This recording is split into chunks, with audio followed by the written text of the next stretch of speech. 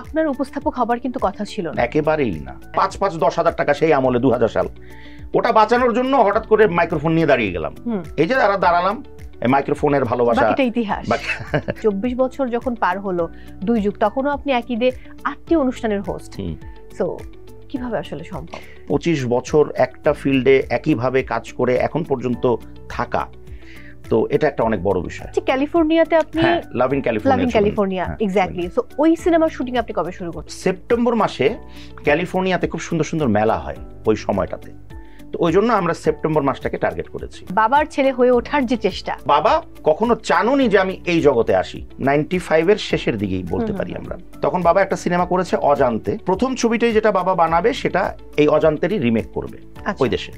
ছবির নাম হচ্ছে আমার মা। 97-এ প্রথম দৃশ্য, আমি 4th অ্যাসিস্ট্যান্ট ডিরেক্টর, তখন রঞ্জিত মল্লিক, ভিক্টর ব্যানার্জি, প্রসেনজিৎ, এই 3 জন আর্টিস্ট। ওই দেশীয় কোনো ডিরেক্টরও কখনো এই 3 জনকে একসাথে করতে পারেনি, যেটা বাবা করে দেখিয়েছিল। দিলীপ বিশ্বাসের ছেলে হিসেবে জীবনে আলাদা কোনো ফ্যাসিলিটিস পেয়েছেন কিনা? সিনেমার ক্ষেত্রে আমি প্রতিনিয়ত ওনার ফ্যাসিলিটিস পাই। বাবা দিলীপ বিশ্বাস যিনি ছিলেন, তিনি এমন একজন মানুষ ছিলেন যে প্রচুর মানুষকে মানুষ হতে শিখিয়েছেন। প্রেম এসেছিল জীবনে, বহুবার, আই নো দ্যাট, বহুবার বললে বিপদ। নিখাদ প্রেম, সেটা জীবনে এসেছিল। প্রেমের প্রতি যদি বিশ্বাস থাকে তাহলে প্রেমে পড়া মঙ্গল, যেটার প্রতি বিশ্বাসই নেই সেটাতে পড়ে যাওয়াটা ঠিক না। আমার ব্যক্তিগত খুব ফেভারিট একটা ডিশ আছে, সেটা হচ্ছে ঢ্যাঁড়স। ঢ্যাঁড়স যেরকম করেই হোক, কাঁচা, আধা কাঁচা, সেদ্ধ, রান্না করা, ঢ্যাঁড়স হলেই হলো আমার। তাই এটা আমি জানতাম না, এটা খুব নতুন একটা ইনফরমেশন। আমার খুব ভালো লাগে, মানে খুবই, মানে লেডিস ফিঙ্গার বলে ইংরেজিতে। তো এই লেডিস ফিঙ্গার নাম বলে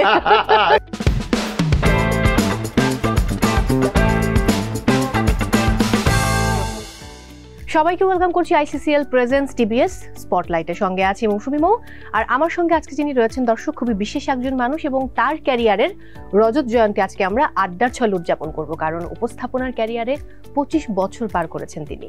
এবং একটু যদি বলি, এখনো তার শো আমরা দেখতে পাচ্ছি স্ক্রিনে। সেই সাথে গত বছর যখন 2 যুগ পার করেছিলেন, সে বছর ঈদে তার একসঙ্গে 8টি অনুষ্ঠান সম্প্রচার হয়েছিল। তিনি কিন্তু কেবলই উপস্থাপক নন, তার আরও অনেক পরিচয় রয়েছে। সেই পরিচয়ের প্রসঙ্গে আমি পরে যাব। তার আগে বলতে চাই যে এমন একজন অভিজ্ঞ উপস্থাপকের সামনে বসে তার ইন্টারভিউ করাটা বরাবরই আমার জন্য বেশ কঠিন। তারপরেও এই কাজটি করতে আমি বেশ আনন্দ বোধ করি। তিনি একজন উপস্থাপক, একজন নির্মাতা, একজন চলচ্চিত্র পরিচালক, একজন প্রযোজক, এবং গান গাইতে খুব ভালোবাসেন। আর তার উপর সবসময় একটা লাইন আমি কোট করে বলি যে তার উপর একদম নিশ্চিন্তে বিশ্বাস করা যায়, কারণ তিনি হচ্ছেন আমাদের দেবাশিস বিশ্বাস। দাদা কেমন আছেন? খুব ভালো, খুব ভালো। Thank you so much for very very nice introduction. Thank you দাদা, অনেকদিন পর আবার দেখা হলো। তবে আমি যে সাক্ষীগুলো হতে পারছি, আমার জীবনের প্রথম স্টেজ শো এর মানে সুযোগ হয়েছিল আপনার সাথে উপস্থাপনা করার। আপনার 24 বছর যখন আপনি পার করলেন 2 যুগ, তখন আপনার ইন্টারভিউ করার সুযোগ হয়েছে। আবার 25 বছর যখন রজত জয়ন্তী, তখন আপনার ইন্টারভিউ করার সুযোগ হচ্ছে। তার আগে যদিও বহুবার ইন্টারভিউ নেওয়া হয়েছে, বাট এইগুলো একটু স্পেশাল। একটা অন্য টপিক দিয়ে শুরু করব। একটা নিউজ দেখছিলাম, আপনার একটি ফেসবুক স্ট্যাটাসে গিয়ে কমেন্ট করেছেন আমাদের মিশা সওদাগর। তো মিশা ভাই লিখেছেন যে তুমি হচ্ছে মহাসমুদ্র থেকে সৃষ্টি হওয়া সাগর, নদী নালা খালবিল নিয়ে তুমি কেন ভাবছো? এগুলো ভাববার অন্য মানুষ আছে। এই প্রসঙ্গ ধরেই আমি আগাতে যাই, কি বলবেন আসলে? আসলে বেসিক্যালি কি হয়, কখনো কখনো ইচ্ছা হয় অনেক কিছু লেখার, কখনো কখনো ওই যে হয় না যে দাঁতে দাঁত চেপে থাকতে থাকতে দাঁত ব্যথা হয়ে যায়। তো যখন যখন ব্যথা হয়ে যায় তখন আমি কিছু স্ট্যাটাস দেই, 2-1টা। হয়তো ওটা না দিলেও আমার চলে, যার প্রসঙ্গে বলছি বা যেই প্রসঙ্গে বলছি সেই প্রসঙ্গ না টেনে লিখলেও চলে। তো তারপর আমি লিখে ফেলি 2-1 সময়। তো ওটারই একটা কোট আনকোট, উনি একটা খুব চমৎকার, কারণ উনি আমাকে খুব স্নেহ করেন, খুবই ভালোবাসেন। মানে বাবা চলে যাওয়ার পরে পিতৃস্থানীয় যে মানুষগুলো আমার আশেপাশে আছে তার মধ্যে তিনি একজন। মানে পিতৃস্নেহের মতন করেই তিনি আমাকে স্নেহ করেন। তো সেই জায়গার থেকে তিনি এই কথাটি লিখেছেন, এবং বাবাকে তিনি খুব মানতেন, বাবাকে তিনি অনেক ভালোবাসতেন। তো ওই জায়গার থেকে, যেহেতু বাবা এত বড় একজন পরিচালক, এত বড় মাপের একজন মানুষ ছিলেন, তো তার ছেলে হয়ে বা তার সন্তান হয়ে আমার কি দরকার এগুলো বলার, ওই হিসেবেই তিনি এই কথাটা লিখেছিলেন। দারুণ। তবে আমি এই প্রসঙ্গ ধরে একটু বলতে চাই, আমাকে মাঝে একজন সাংবাদিক ফোন করলেন, বললেন যে উপস্থাপনা নিয়ে আমার কি মন্তব্য, এরকম উপস্থাপনা হচ্ছে। তো আমি বললাম যে আমি এটা নিয়ে মন্তব্য না করি, মানে আমি আসলে মন্তব্য করে কিছু করতে পারবো না, প্রথমত আমার মনে হয়েছে। আর একটা জায়গায় গিয়ে আমি বলেছি যে এই জায়গাটায় শুধুমাত্র উপস্থাপকের পরিবর্তন হতে হবে এমনটা না, যারা অনুষ্ঠান মানে প্রযোজক রয়েছেন তাদেরও পরিবর্তন হতে হবে, তাদের ধ্যান ধারণা বদলাতে হবে। একই সাথে যারা অতিথি আছেন তারাই বা কেন এই ধরনের প্রশ্নের উত্তর দেবেন। তো এই তিন জায়গাটাই কিন্তু পরিবর্তন হওয়া জরুরি। যে প্রসঙ্গ ধরে তুই শুরু করলি, তুমি বলতে পারি না। আচ্ছা তুই থাকেন, তুমি বলতে হবে না। তো তুই যেটা দিয়ে শুরু করলি ওইটাই কিন্তু বেসিক্যালি এই ব্যাপারটা আমি ওখানেই লিখেছিলাম। কিছু করার নেই। আমিও দেখলাম যে পরে একটা নিউজ আসলো যেখানে তুই আমরা এই ব্যাপারে কথা বলেছি। হ্যাঁ দাদা, একটা ব্যাপার বলতে চাই, 25 বছর মানে ভাবা যায় না, এত লম্বা দীর্ঘ সময়। আমি ইন্ট্রোতে বলছিলাম যে 24 বছর যখন পার হলো, 2 যুগ, তখনও আপনি একই দে 8টি অনুষ্ঠানের হোস্ট।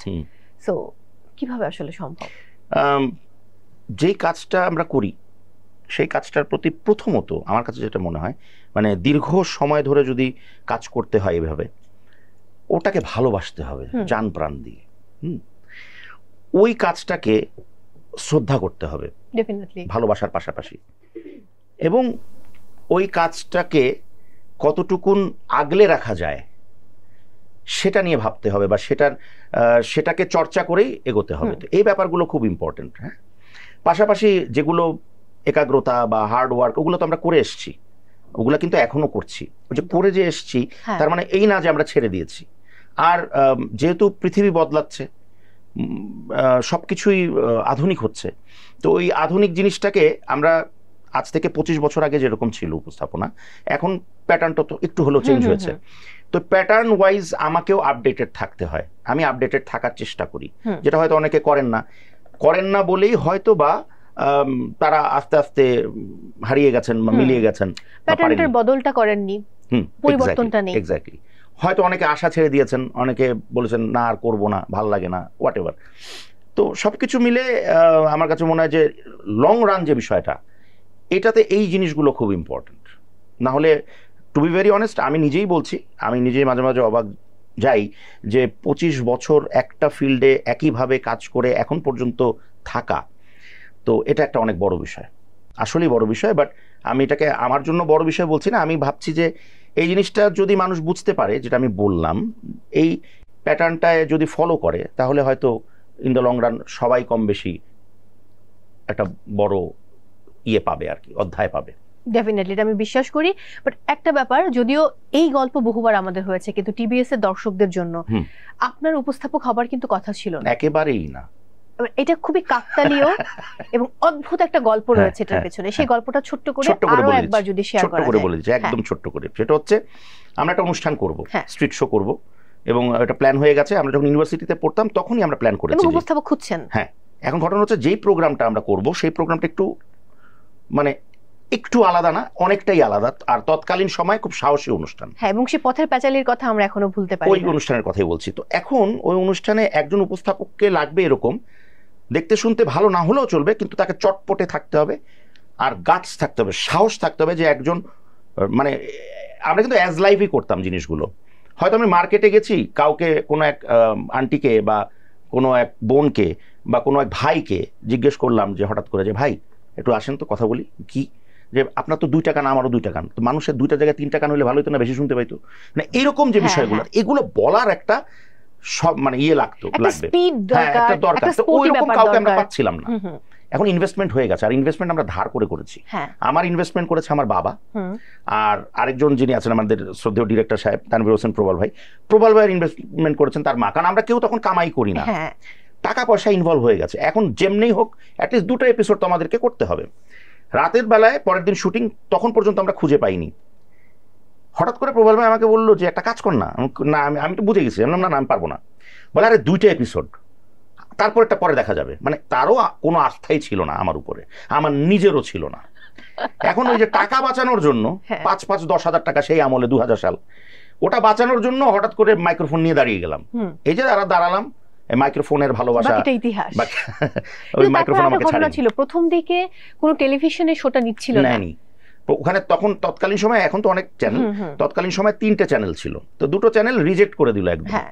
রিজেক্ট মানে অপমান করে ছেড়ে দিল আর কি, যে এটা একটা বেয়াদব অনুষ্ঠান, মানুষকে এরকম হেয় করা অনুষ্ঠান, হ্যাঁ, মানুষকে নিয়ে এরকম ছলনা এই সেই অনেক কিছু বললো, আমরা শুনলাম। থার্ড যে চ্যানেলটা, সেই চ্যানেল, যে চ্যানেলে বাকি সময় ধরে প্রচার হয়েছিল, তারা একদিন আমাদেরকে ডাকলেন। আমি প্রবল ভাই করলাম, আপনি যান, আমি যাবো না, আর অপমান সহ্য হয় না, গিয়ে তো ডাইকে এটাই বলবে। বলে না না চল একসাথে, আমি একা কেন অপমানিত, মানে সেও জানে যে আমরা অপমানিত হওয়ার জন্য যাচ্ছি, যে পরে আমরা গেলাম। তারপরে তো ডেকেছে, ডাকার পরে আমাকে বললো, তৎকালীন ওখানে উনি মানে নন বেঙ্গলি ছিলেন, উনি একজন ইংরেজ ছিলেন, ওনার নাম ছিল সাইমন রিং। উনি এখন পরকালে আছেন, যেখানেই আছেন ভালো থাকুন, তার প্রতি শ্রদ্ধা অবশ্যই। তো সাইমন রিং বলল যে আমরা অনুষ্ঠানটা ভাবছি নেওয়ার জন্য। আমি একটা প্রশ্নই করেছি যে এর আগে দুই পক্ষ এত অপমান করলো, আর আপনি একজন নন বেঙ্গলি, আপনি বাংলা বোঝেন না, এটা অনুষ্ঠানটা বাংলায় করা, আপনি কি বুঝে নিচ্ছেন? তো প্রবাল ভাই আবার আমার হাতটা চেপে ধরেছে, এত কথা বলিস কেন, নিতে দে না। না না জানতে হবে তো। তো বললো যে আমি যখন টেলিভিশনে প্রোগ্রামটা মানে দেখছিলাম আর কি, তো আমার ড্রাইভার এসে আমাকে গাড়ির চাবিটা দিয়ে চলে যাচ্ছে ছুটি। সে তাকিয়ে দেখে, আরে ও দেখে মজা পাচ্ছে, হাসছে, চলে গেল। আমাকে চা দেওয়ার যে লোকটা, সে আসে, সে দেখে, সেও মজা পায়। আমার যে ম্যানেজার, যে শিক্ষিত মানুষ, সে মানে অনেক পড়াশোনা জানা লোক, সেও আসে, সেও দেখে, সেও মজা পায়। তখন সে বুঝলো যে এটা সবার জন্য একটা মজার অনুষ্ঠান, এটা আমাদের লাগবে। এই অবজারভেশন দিয়ে কিন্তু সে অনুষ্ঠানটা নিয়েছিল। দারুণ। তারপর তো পথের পাঁচালীর কথা আমি সবসময় বলি যে হ্যাঁ, এই অনুষ্ঠান আমাদেরকে পথে নামিয়ে ফেলে যখন আমরা আসলে শুনি। একটু সিনেমা বানানোর গল্প শুনবো, শুরুটা পরে শুনি, আগে একটু রানিং গল্পে যাই। আমার যতটুকু আমি জানি যে 5টি সিনেমা তো ডান, আমরা দেখে ফেলেছি বড় পর্দায়। একটি সিনেমা শুটিং 70% কমপ্লিট হয়েছে, আরেকটি আছে ক্যালিফোর্নিয়াতে, আপনি love in California, exactly. So ওই সিনেমার শুটিং আপনি কবে শুরু করছেন? আচ্ছা, লাভ ইন ক্যালিফোর্নিয়ার শুটিং আমি করছি হচ্ছে সেপ্টেম্বর মাসে, কারণ আমাদের ওই সময় ওই শুটিং এ মানে আমাদের সিকোয়েন্সের ডিমান্ড অনুযায়ী আমার একটা মেলা লাগবে। আচ্ছা, ওই মেলাতে আমরা শুট করতে চাই, মানে লাগবেই।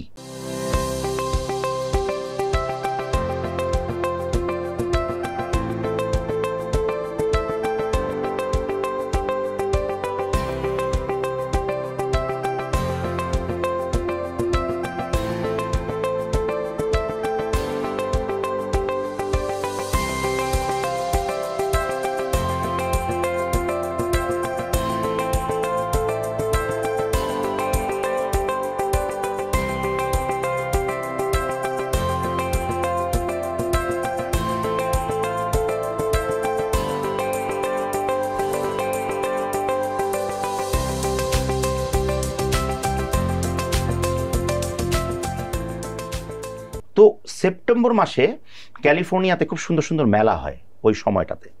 তো ওই জন্য আমরা সেপ্টেম্বর মাসটাকে টার্গেট করেছি, যে সেপ্টেম্বর মাসে মেলার ব্যাপারগুলো হয়ে গেল, কাজের ব্যাপারগুলো হয়ে গেল, কারণ বারে বারে গিয়ে তো আর কাজ করা সম্ভব না, যেহেতু ওটা অনেক দূরের ব্যাপার। আর যেটা রানিং 70% হয়ে গেছে, সেই ছবিটার নাম হচ্ছে তুমি যেখানে আমি সেখানে। এটাও আমার মতন, আমার প্যাটার্নের ছবি, কমেডি ফিল্ম। এইটার কাজ কমেডিয়ান রোম্যান্স, কমেডিয়ান রোম কম, যেটাকে আমরা বলি রোমান্টিক কমেডি। এটার কাজ 70% হয়ে গেছে। মাঝখানে একটা দেশের সার্বিক পরিস্থিতির কারণে একটু আটকে গিয়েছিল। এটা আবার যদি সব ঠিকঠাক থাকে ব্যাটে বলে, আগামী মাস থেকে আমি চাই শুরু করতে। সেটা শুটিং কি দেশে হবে না দেশের বাইরে? ওটা পুরোটাই দেশীয় ছবি, দেশেই হবে। বাহ, দুর্দান্ত। এবার আমি সিনেমা বানানোর গল্পে যাব, মানে বাবার ছেলে হয়ে ওঠার যে চেষ্টা। এটাও মজার গল্প। এটার গল্পটা হচ্ছে আমাদের ফ্যামিলিতে, মানে বাবার দিককার ফ্যামিলির ম্যাক্সিমাম হচ্ছে ডক্টর। আমারও ইচ্ছা জাগলো যে ডক্টরই হব। বাবা কি সেটা বলতেন? আমার তো মনে হয় না, বাবা কখনো বলেননি, কিন্তু বাবা কখনো চাননি যে আমি এই জগতে আসি।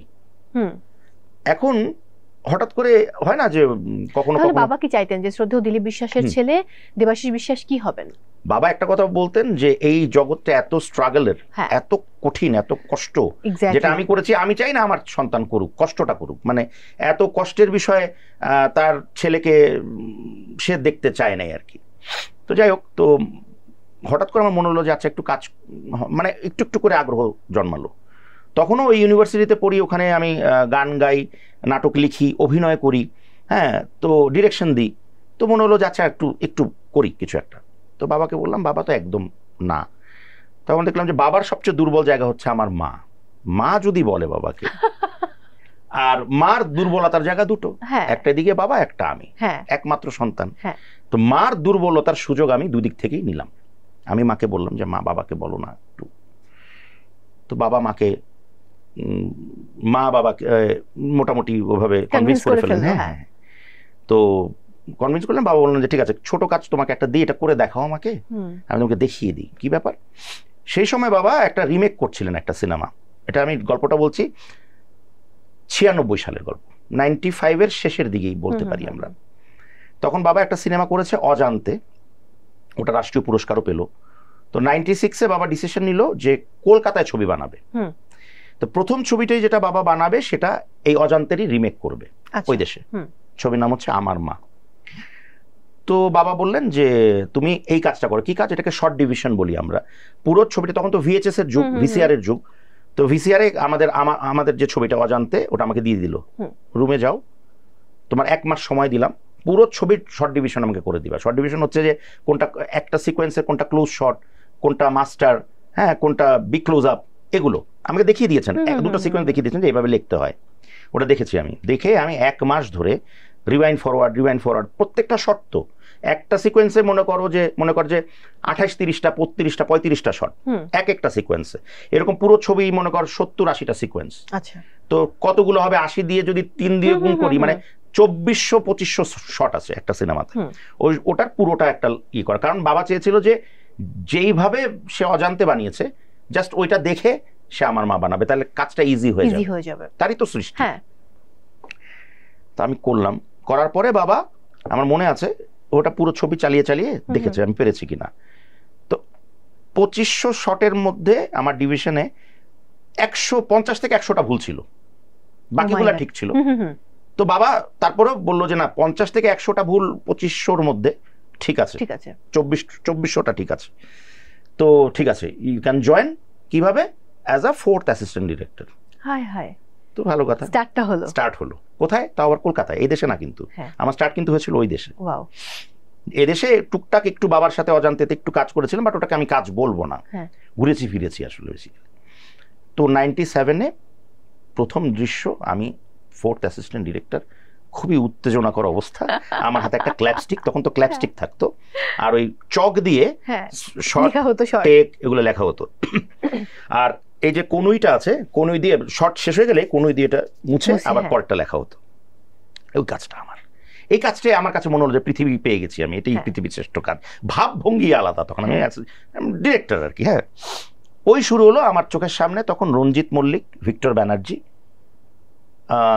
আর প্রসেনজিৎ, এই 3 জন আর্টিস্ট। আরে বাবা, 3 জনই এক সিনেমাতে। এটাও একটা অনেক বড় ব্যাপার। ওইখানে কোনো ডিরেক্টর, ওই দেশীয় কোনো ডিরেক্টরও কখনো এই 3 জনকে একসাথে করতে পারেনি, যেটা বাবা করে দেখিয়েছিল।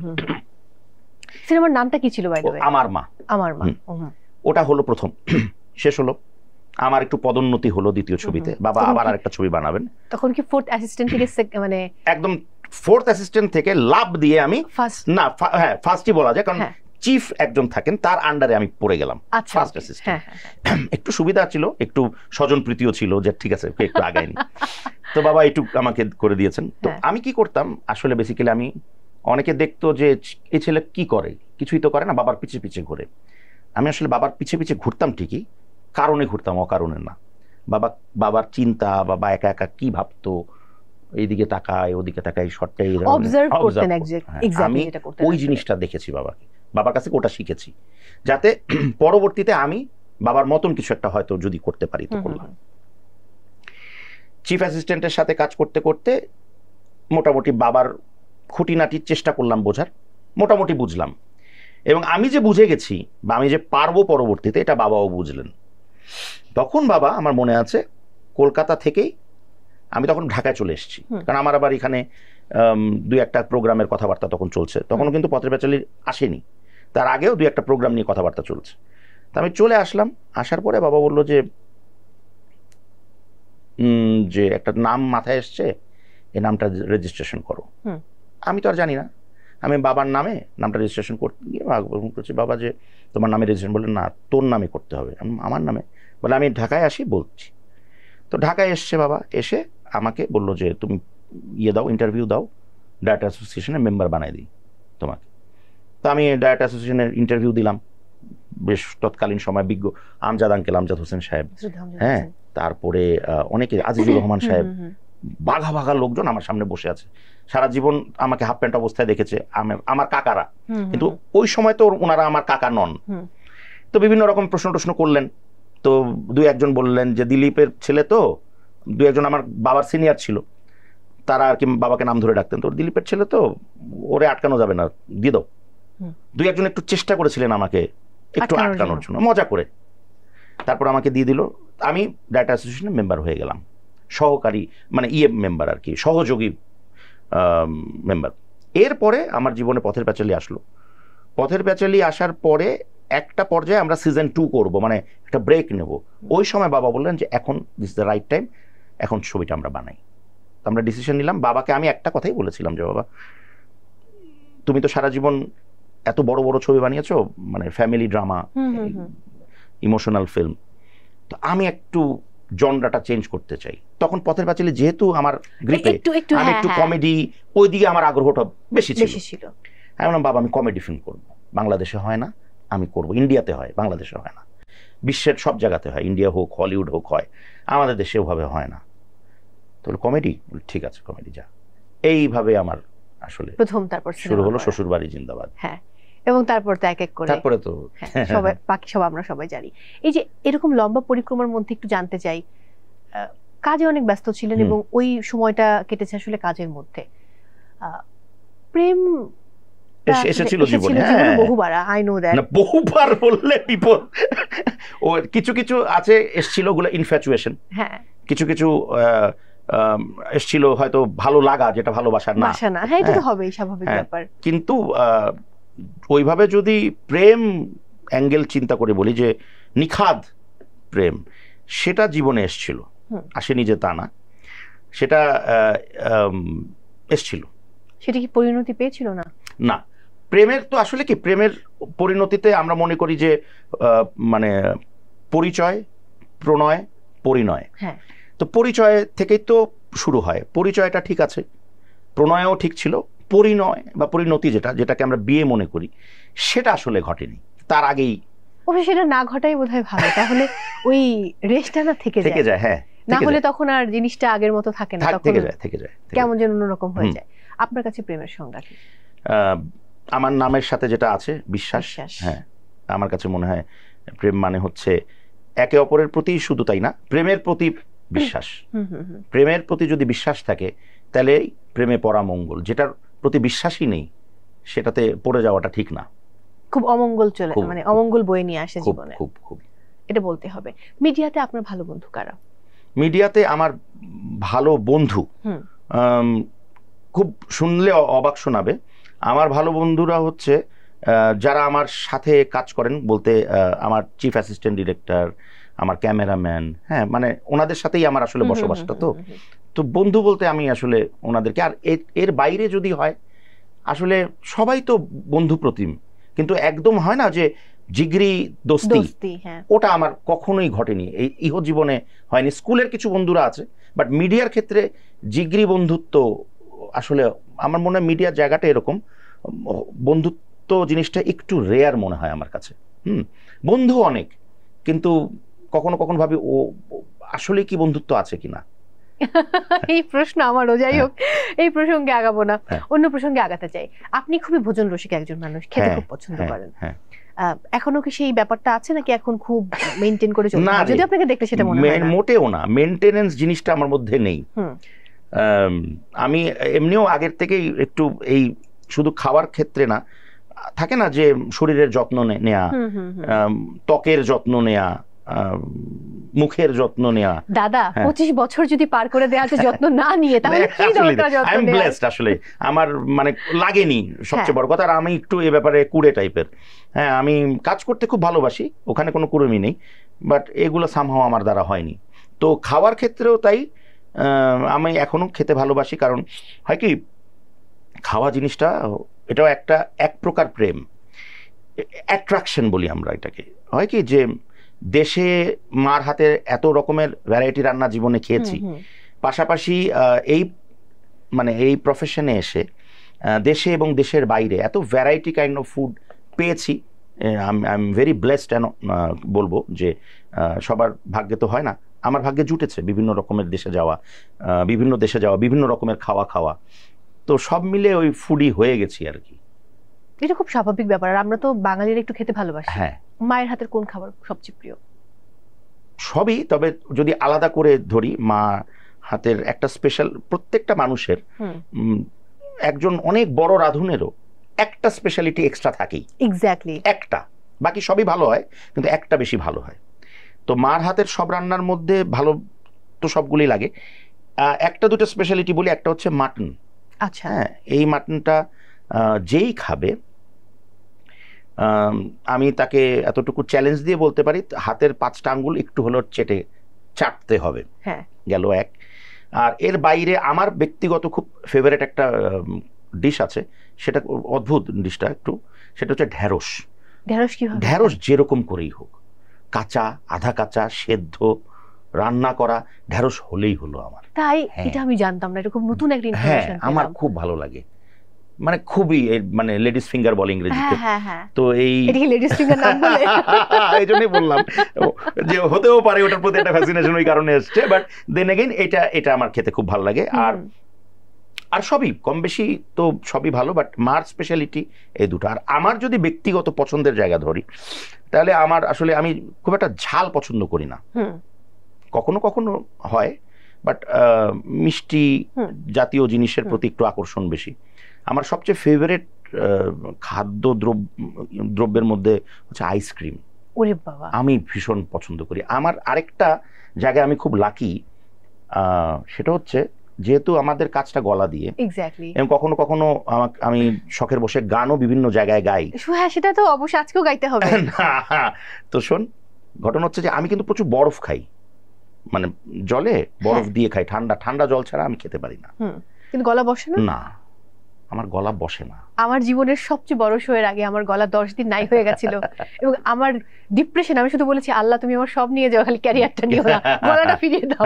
এবং প্রথম এপিসোডটা আমি এমন ভাবে করেছি যে গলা দিয়ে তো কোনো আওয়াজ বেরোচ্ছে না, একটু শব্দ শোনা যাচ্ছে, পরে ওনারা একটা এআই দিয়ে খানিকটা ঠিক করলেন। কারণ আমি যদি ভয়েস ওভার দিতাম তাহলে যেটা প্রবলেম হতো, ডাবিং করলে বাকি যে ভয়েস গুলো এগুলো তো মিলানো যেত না, একদম না। সো সবাই শুধু লিখছে উপস্থাপকের ভয়েস খারাপ, পছন্দ হচ্ছে না, এই সেই হ্যান ত্যান। সো সেকেন্ড এপিসোডে গিয়ে ওনারা বললেন যে মৌ, এবার যদি ঠিক না হয় তাহলে আমাদের তো তোমাকে চেঞ্জ করা ছাড়া কোনো অপশন থাকবে না। আমি ভাবলাম যে ও মাই গড, এটা তো একটা, এন্ড ফাইনালি আলহামদুলিল্লাহ যে ঠিক হয়ে গেল। হ্যাঁ, আমি সুস্থ হলাম, এটা আশীর্বাদ ছিল। এক্স্যাক্টলি। অনেকটা শেষের দিকে আছি দাদা, একটা ব্যাপার একটু জানতে চাই, জীবনে কোনো রিগ্রেট আছে কিনা আপনার? দেখো, আমরা পৃথিবীতে এসেছি, এর থেকে বড় পাওয়া আসলে কিছুই নেই একজন মানুষ হিসেবে। হ্যাঁ, আশা, পৃথিবী দেখা, পৃথিবীর আলো বাতাস নেওয়া, এটাই তো আমরা, মানে জন্ম থেকেই কিন্তু আমরা ব্লেসড, তাই না? তো সেই জায়গায় রিগ্রেশন তো কিছু না কিছু জায়গায় থাকেই। যেমন আমার কাছে মনে হয় যেটা, যে আমি এটার জন্য ফাইটও করেছি তোমাদের সবার হয়েই। সেটা হচ্ছে, দেখো, একটা জাতীয় পর্যায়ের অনুষ্ঠান হচ্ছে, মনে করো, হ্যাঁ, সবাই জাতীয় পর্যায়ের পুরস্কার নিচ্ছে।